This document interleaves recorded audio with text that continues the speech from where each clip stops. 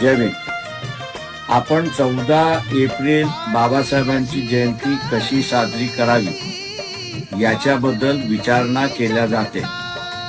मी सर्व कार्यकर्त्यांना विनंती करतोय की त्यांनी नेहमीप्रमाणे सकाळी बाबासाहेबांना वंदन करायचं, त्रिशरण पंचशील घ्यायचं, सार्वजनिक ठिकाणी जयंती साजरी करायची आणि दुपारी गावातल्या